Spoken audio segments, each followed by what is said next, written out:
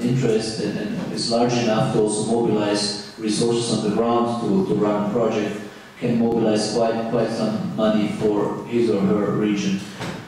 For big projects, we do public consultations. Some are even obligatory, some we do because I think we have to.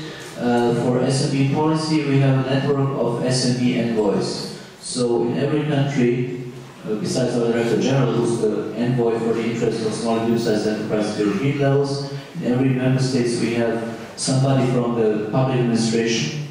Sometimes it's a minister or it's a level below the minister immediately, who's responsible for SME issues. They meet 3 to 4 times a year, and where they coordinate policies, kick off new initiatives, discuss what makes sense, what doesn't make sense, what they need, what support they would like to have, and so on. And we have regular, about once every month or once every 2 months, a discussion with business associations.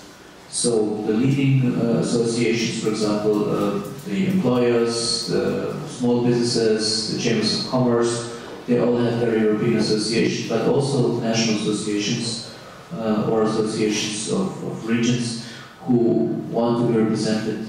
And who are in Brussels, we meet with them regularly, as I said, and we discuss ongoing issues. So first of all, very current things, but also strategically, what do we plan? And they give us also input from their point of view, what's relevant, what do they want, and if we have a proposal, how good is it, or how can we improve it.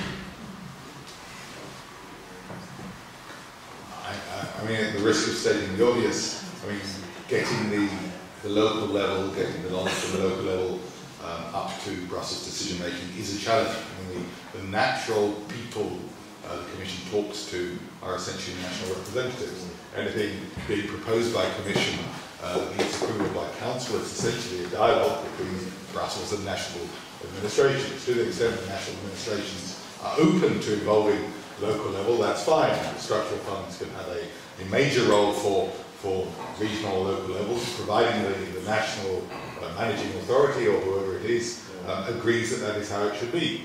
I mean, in the next structural fund programs, the Commission might be able to prod the national authorities to pay more attention to the wishes, the desires, the interests of the local level.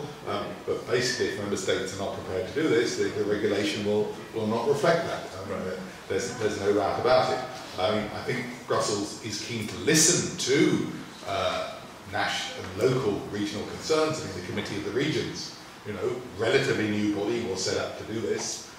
I don't know what my colleagues think, but I don't think the Committee of the Regions has been necessarily that successful at articulating a regional or a local attitude. It may have been in some areas. I mean, in general, in the Lisbon process, they said they need to be taken more account of. Well, that's fine, but you know, in concrete terms, what does this mean? So it remains a challenge, I think. But you know, we all agree with you that unless the local level and other relevant stakeholders are closely involved in early stage programs, often fail. Well, on that cheerful note, there's lots I would like to bring up about coming programs. I think a lot of people in this room are interested in hearing more about what the ESF is going to do and be. I don't know if they would tell us, but also I'm very interested in hearing about UVIS and microfinance facilities that are being developed. But I think we don't have time for that. But I would encourage you to all extract as much information from them as you can, unless they're able to flee. And with that, I think we'll close it. That's the end of our time frame. Yeah. Well, thank you all very much for coming and being here.